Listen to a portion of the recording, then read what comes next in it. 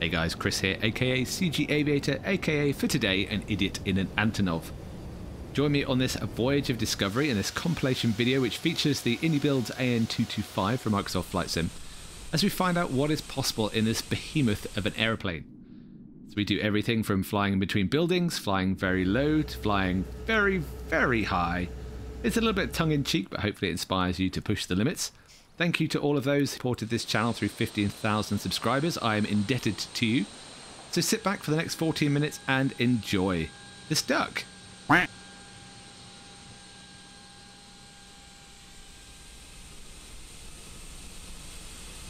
So I've been doing a lot of carrier videos recently, so naturally I thought, well, let's stick an Antonov on it.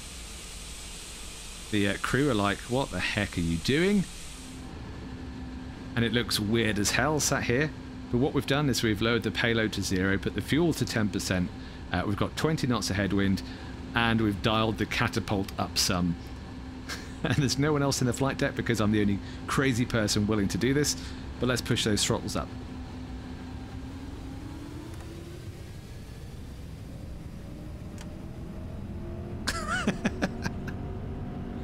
I think I cranked the catapult up too much. Let's have a look at the replay.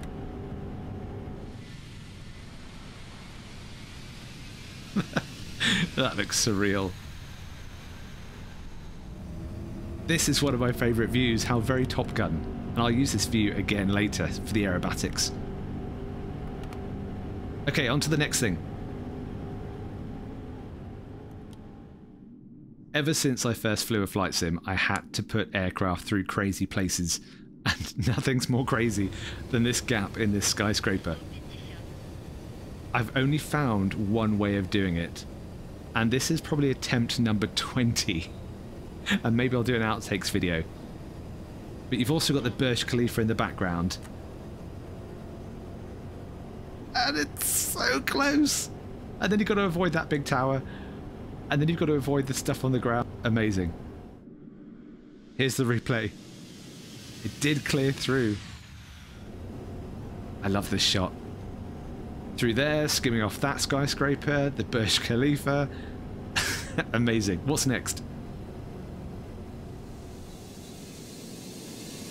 Yeah, so I bet you didn't know that Antonov supplied orbital services, resupplying the International Space Station with its space-breathing engines.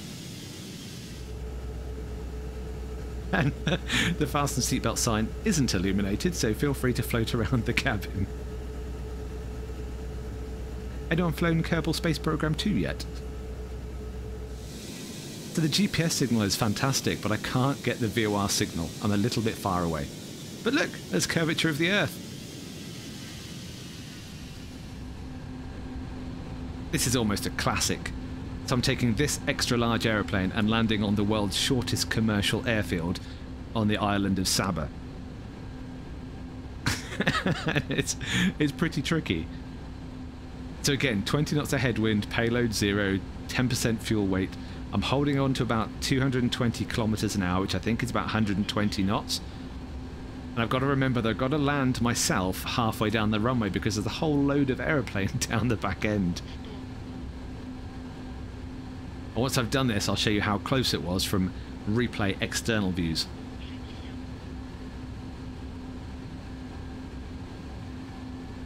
And down, reverse thrust, spoilers, brakes, a wing and a prayer.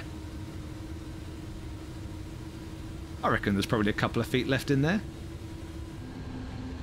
So I'll let you in on a little secret. This was the view I actually landed with because I am not experienced enough to know where my eyes have to be relative to where the wheels are. So when I started drifting left, I corrected. And oh, it's a little wide, but on the numbers. And this view is amazing. When that shadow goes over the rocks, it's such a behemoth. And I don't think I hit anything with my wingtip, but I probably soaked up a couple of bushes with the engines. And I did turn around and take off once I adjusted the wind, and it's manageable just.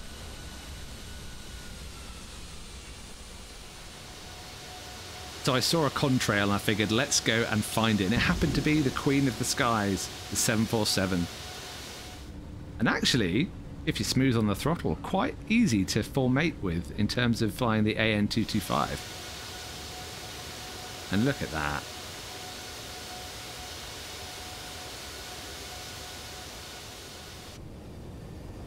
So every aircraft I fly in this sim, I have to fly upside down. It's just something I do. So here we go for a loop. 600 kilometers an hour, put my feet on the horizon. Hold this attitude until 500 kilometers an hour, and then complete the rest of the loop. Now, it's not a perfect loop, but it's repeatable, and I can do it as many times as I like. What? Yeah, I've got no words. So down the back half of the loop, I put flap to stage 1 to a bit of drag and a little bit extra lift. But as the speed increases, because I can't hold it, I have to put the flaps back up. But I managed to keep it within its maximum speed by the time I get down to the runway again, and I'm ready to go into the barrel roll. The same deal with the barrel roll, pitching to feet on the horizon. Look at that view. That is outstanding.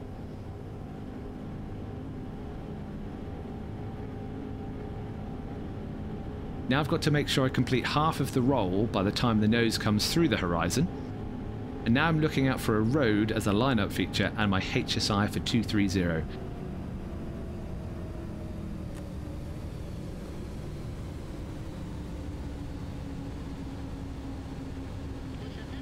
So next we're going to go into a wing over, back around to the runway for a max rate turn.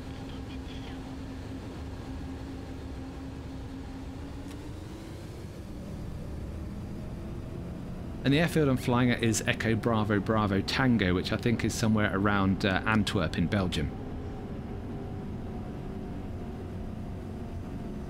So I'm a little bit offset from the barrel roll, but this lines me up nicely with the runway.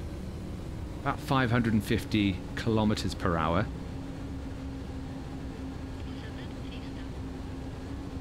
And then after this max rate turn, we'll be on to the next crazy thing. I don't know what she's telling me. I think she thinks I'm landing. But I'm not.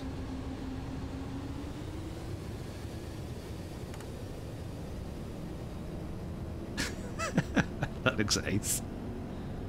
Really easy to overspeed a very light An-225. But look at this shadow this cuts on the ground. How cool does that look?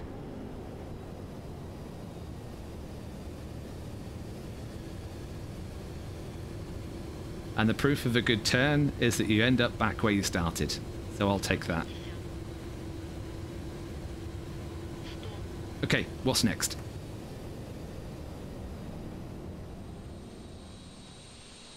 Time for something completely different. Maybe take it to a ball game. You can even bring your truck with you. This is T-Mobile Park in Seattle. And you can pitch from the comfort of your aeroplane. I know, completely random, but why not?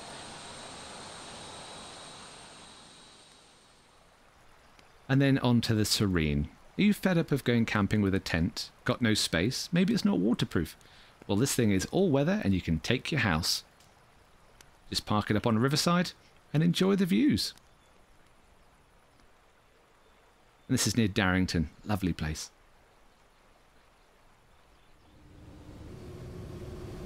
Alright, so this is the reason I did all of these videos, because I thought, Mach Loop, what else can I do? But here we are, entering at CAD for the Mach Loop run.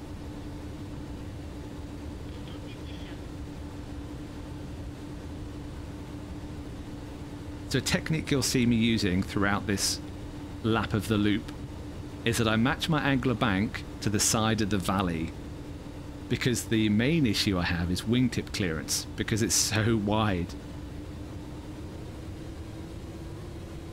And the other thing I'll do is I'll try and trace my lower wingtip around the lower portion of the valley, just to give myself a little bit more chance of clearance. But overall, it's really satisfying, because it's like carving your way down a ski run. Just getting those turns smooth and combined. So if you haven't tried it already and you have this aircraft, go give it a go. But look how cool that is. Awesome. At Chorus here, turning south, matching my bank to that outside valley wall. Racking up the bank to get round the corner. He's still talking to me. Bunting over here down towards McCuntleth before we head on east.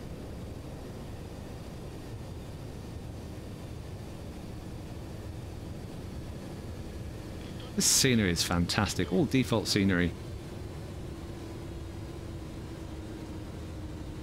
So I have to cut this corner, I can't drag it round the low point of the valley because it doesn't turn quick enough. But I assure you, there was wingtip clearance. No sheeps were harmed in the making of this video. As I descend down, I make sure that I level out so that the wings stay clear of the ground. And I'll show you outside in a minute how close it is, and if I was to bank, the wingtips would hit. But the other thing I've got to remember is there's a whole load of aeroplane underneath me.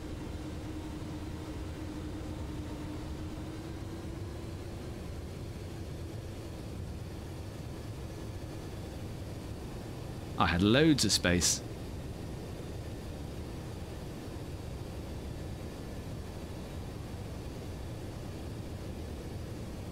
Nice.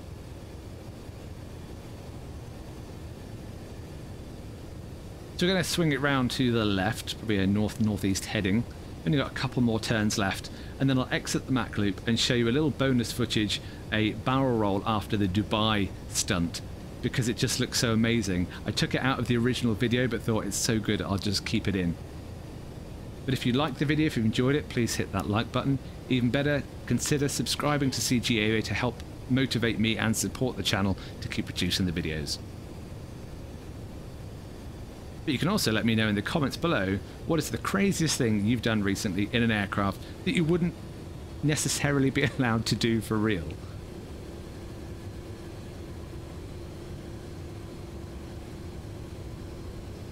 And I love all the little bits of traffic on the road. Just adds to it. But I'm cruising along at what looks like 500 kilometers per hour, which I think is about 270 knots, I think. So I'm still doing faster than a T6 Texan 2. There we go, on the outside of the valley, matching my bank to the outside wall. Trying to keep my wingtip in the lowest portion of the valley. And ordinarily in a fast jet, I wouldn't swing to the outside of the turn. I'd want to roll out soon to check I've got clearance on the right-hand side, but I've had enough practice such that I know how far I am away from it, and it worked out nicely.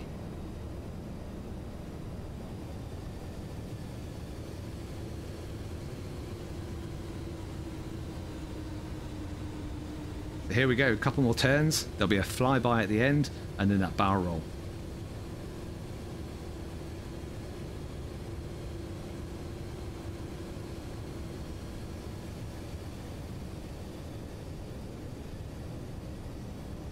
But that's all from me. Until the next time, take care, fly safe.